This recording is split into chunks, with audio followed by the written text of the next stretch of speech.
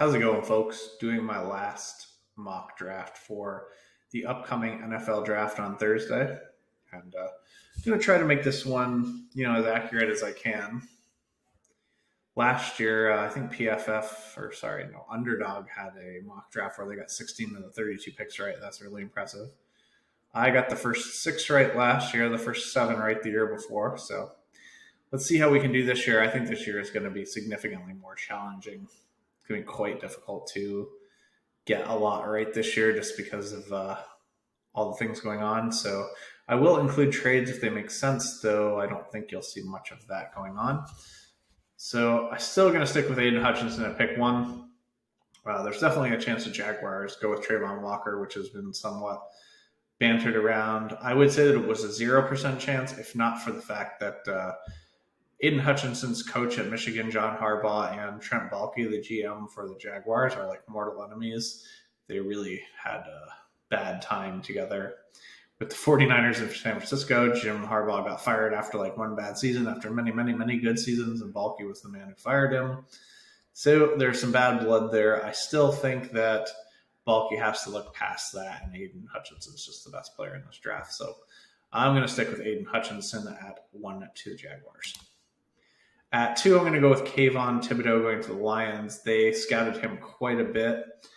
They spent time with him. I hear the arguments for Trayvon Walker.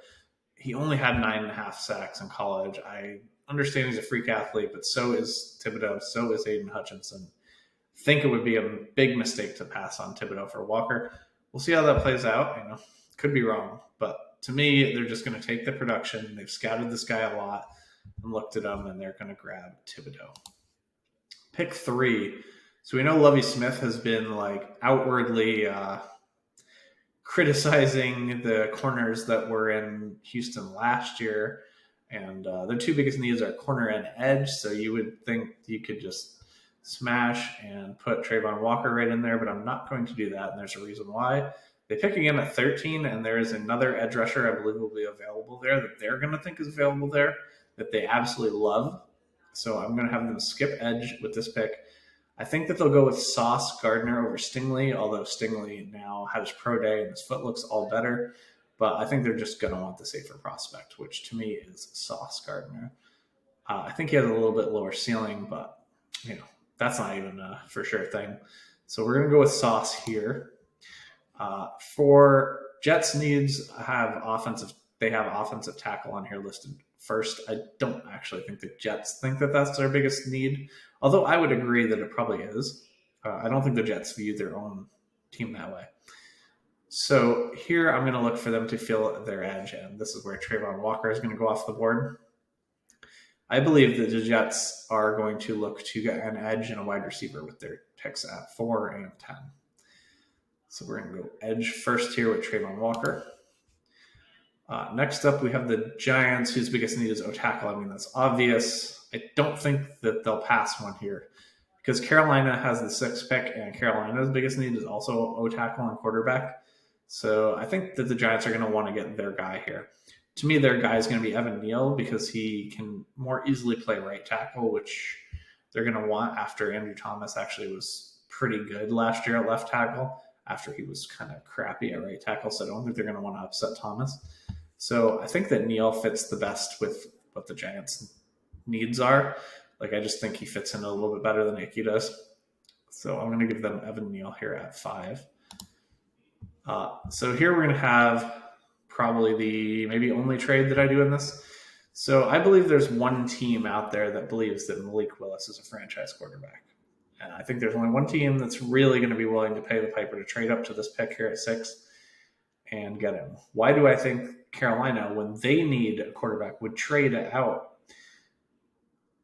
One, I don't think that they think Malik Willis is a franchise quarterback. I really think there's only one team out there that truly believes it. They showed it by spending their entire time at the Senior Bowl with him. And the year before, they spent their entire time at the Senior Bowl with one player, and it's the Steelers. So the Steelers last year spent all their time at the Senior Bowl with Najee Harris, drafted Najee Harris. This year, they spent all their time at the Senior Bowl with Malik Willis. And I think that they think he's a franchise quarterback. I think they're willing to pay the price which to me this year is a little cheaper than normal, but not that much. I think the Steelers will give up pick 20, their second round pick this year, and their first round pick next year to move from 20 to 6 to take Willis, because I truly believe that they think he is a franchise quarterback.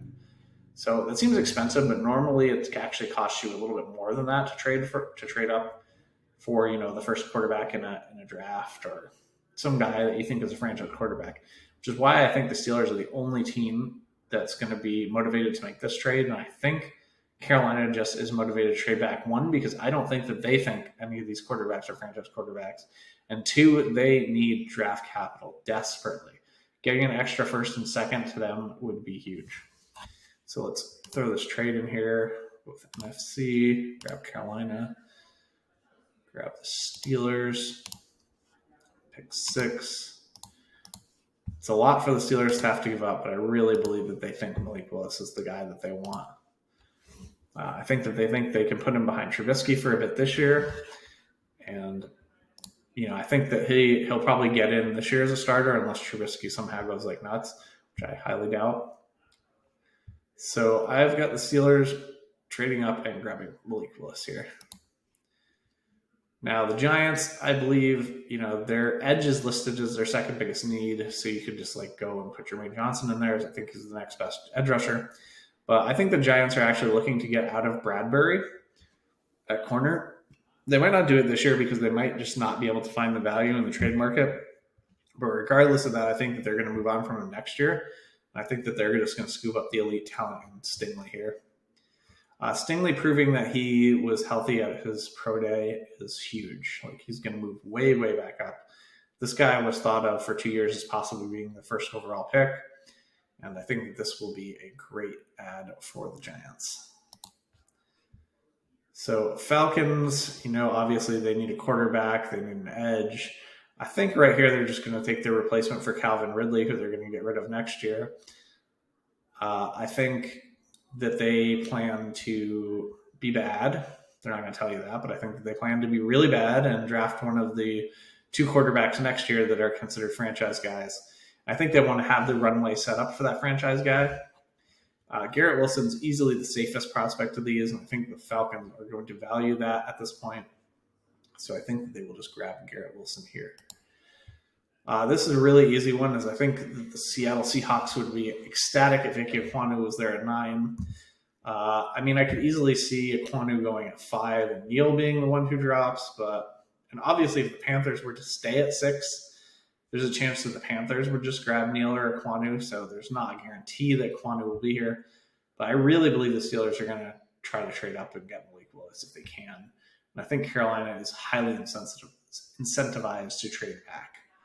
So with Ekwonu being available here at 9, I'm going to take him for the Seahawks.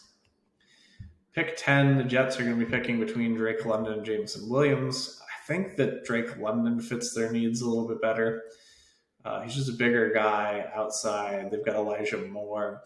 I like the fit a bit more with Drake London. I also think his ceiling is a little bit higher. We know that Zach Wilson doesn't mind throwing up some contested catch balls. So I think Drake London is the fit here. Next pick is going to be Jameson Williams. We saw what Carson Wentz has done with Deshaun Jackson when they were together in Philadelphia. Jameson Williams is going to be like a super Deshaun Jackson. They are going to have to wait a bit for him, but I think the wait will be worth it. There is some possibility he's ready by week 1. I don't think that that's highly likely, but it's definitely possible. But I think that they get Carson Wentz's down-the-field speedster threat in Jameson Williams. Jameson Williams is actually a lot more than that. And I think he's a good fit with Terry McLaurin. So we are going to give the Commanders Jameson Williams. Here it's a tough pick between Jordan Davis and Kyle Hamilton for the Vikings. I think the Vikings secondary just needs more help than their run defense does. I know they would like to get a corner, but I just don't think Trent McDuffie quite has the value that Kyle Hamilton does. Kyle Hamilton can be that like field general, ball hawking safety. So I'm going to give the Vikings Kyle Hamilton. So here, the biggest need left for the Texans, I mean, they have all kinds of needs, but the biggest need on this board anyway is offensive tackle on the edge. And, you see Jermaine Johnson and think, well, he's already fallen to 13 from 9. That's going to get smashed. I don't think it is, though. See, I think that what I've heard is that they love George Karlaftis. They love his intangibles and his character. And I think he's the next best edge after Jermaine Johnson anyway, but I think the Texans are going to go ahead and grab what I believe is their guy in George Karlaftis. Now we've got the Ravens. They need interior O-line, interior D-line help, and corner. I have been mostly mocking them Jordan Davis, but now I think with Calais Campbell re-signing, that's no longer going to be the pick. I'm actually going to give them Trent McDuffie. McDuffie, I think, is the best slot corner available in this draft, and I think he has a chance to be a good outside corner. They actually need slot corner more than outside corner at the moment. They could kind of reevaluate after this year and figure out, like, do we need to find another outside corner, or can McDuffie transition to that role? So I think that's a really good fit. I'm not sure if it's as good a fit as Jordan Davis. It's really tough. But I do think with Calais Campbell getting re-signed that now I will change my pick for them to McDuffie. It has been Jordan Davis. So here we are at the Eagles. They would obviously be super bummed to see McDuffie go off the board. I think their biggest need is corner, but they'd also be super ecstatic to see Jermaine Johnson on the board. Now they're going to smash him. I think that they would not expect him to be here. I think in most mocks you'll see him go earlier. But in this one, I think that I'm going to give Jermaine Johnson here to the Eagles. Up next, we have the Saints. I mean, their pick here would take less than a second being sprinted in as Charles Croft as O-tackle. So I believe they traded up. I don't think the Saints are going to take a quarterback. Kind of seemed like they made their bed with Winston and Dalton. I do understand that, they made the big play for Deshaun Watson, which says that they want a quarterback, but I think they want a franchise quarterback or to keep treading water at quarterback. I think they can get by with Winston. And I think they think he has a little bit more upside than that, but they're not committing to him as a franchise guy. I do think that when the Saints do make a huge move for a quarterback, it's going to be for a franchise guy. I don't think that they're really interested in these Pickett's and Howells and Ritters. Could be wrong, but I think from what they've done with their team by signing Andy Dalton ahead of time when really there was no rush to, they kind of told us we're good at quarterback. We're going to fill the other positions, go all in this year. And then if it goes to hell, we're going to try to rebuild with a franchise quarterback in the future. Not necessarily right now. So this is a pretty easy pick. They'd be ecstatic if Charles Cross makes it to them at this pick. Up next, we have the Chargers. I mean, they would be ecstatic if Jordan Davis was still there. I think this is the most common mocked spot for Jordan Davis. I had been mostly doing the Ravens myself, but now I have them taking McDuffie. I'm going to give it Jordan Davis to the Chargers. Eagles up again. I think that they will be snatching up Chris Olave here. I don't think there's any cornerback value on the board. I like Kyer, Elam, and Booth, but this seems a little too high for them. I think that they'll fill their other wide receiver need at this point. I think Olave is just like a safer prospect than Treylon Burks at this point. And I think that the Eagles are going to be a little gun shy from going risky at wide receiver specifically because of their past mistakes. So I think that they're just going to take Chris Olave. Be happy that they know they have a really good wide receiver. If he has a wide receiver too, it's okay. They've got Devonta Smith. So that'll be that pick. Saints here I have grabbing Treylon Burks. They've had him in for a visit. I believe that they really, really want another wide receiver. They're looking for an heir apparent to Michael Thomas. I don't really see the other wide receivers on the board having quite the upside of Burks. Saints definitely can see it being highly interested in the wide receiver here. So we're going to give them Treylon Burks. Panthers here, I'm going to give them Kenny Pickett. So I know it looks a little weird to have them skip quarterback at 6 to draft quarterback later on when they could have had, the franchise type guy in Malik Willis, but I don't think that they view Malik Willis that way. I only really believe that the Steelers view Malik Willis that way. Maybe there's other teams that do. I don't know. But just from the way the Panthers have talked about their drafting spot and stuff, I really think that they would be happy to pick up an extra first and second and still end up with Kenny Pickett here at 20. I mean, there's a lot of people knocking Pickett at 6. I just can't see the Panthers doing that. I think if the Panthers got stuck at 6 and couldn't trade back, that they would draft offensive tackle. But I do think that the Steelers are highly motivated and really, really want Malik Willis. That's why I put that as my only trade I'm going to have in this draft, mock draft, because I just really think that that lines up perfectly. So I am going to have the Panthers grabbing Kenny Pickett here. Up next, we have the Patriots with their needs being interior O-line and linebacker. This is an easy Devin Lloyd for me. I know it's tempting to put Zion Johnson there as like the highest rated player on the board, filling a need.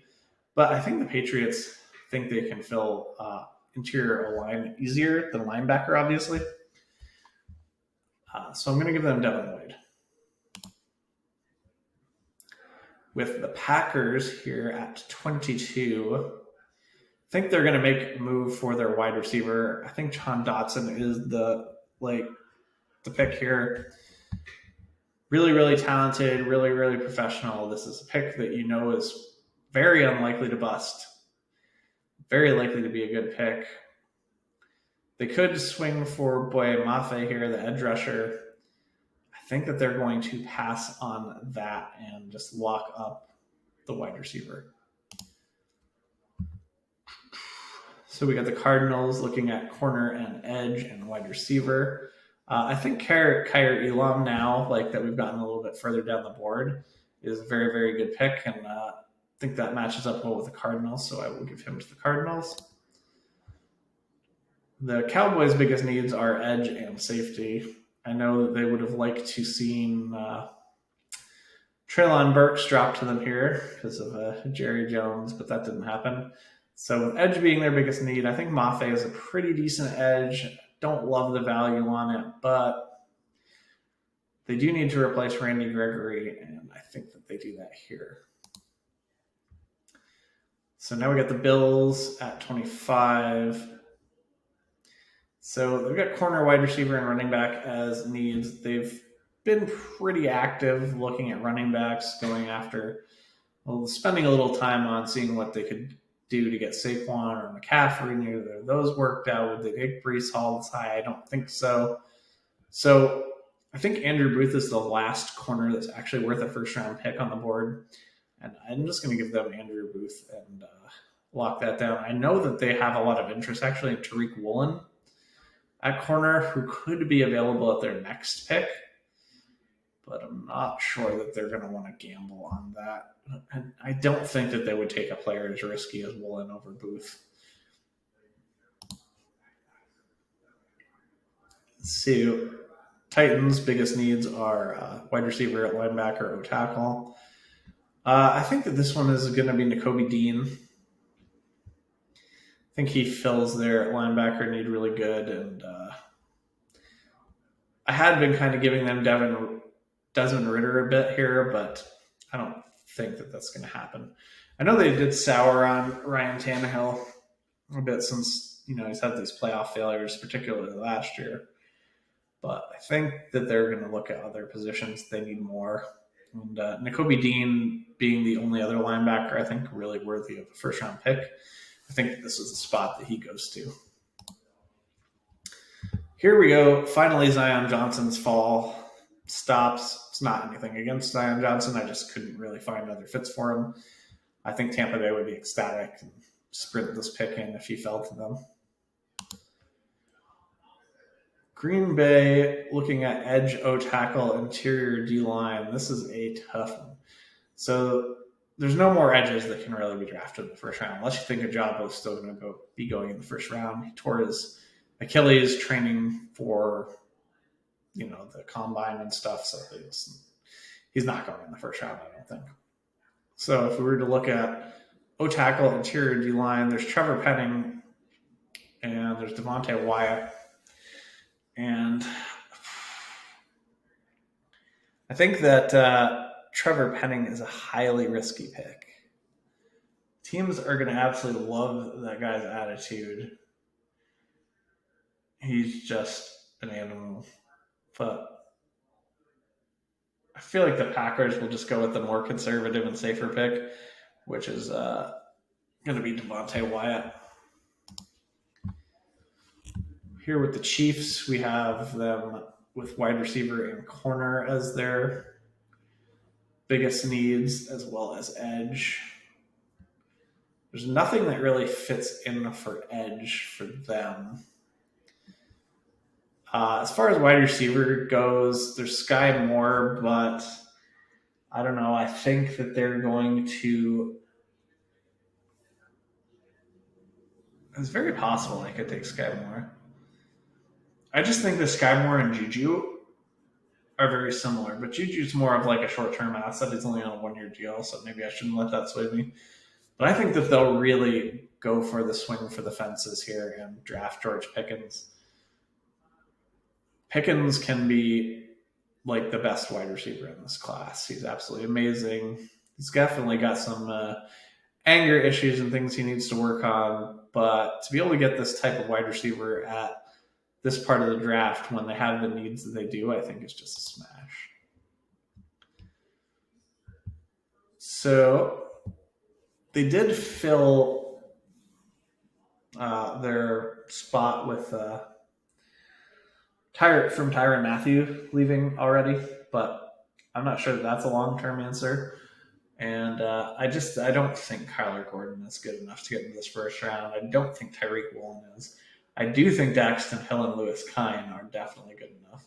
I think Daxton Hill is a bit better of a player, and I'm going to have Daxton Hill going here to the Chiefs as their other pick.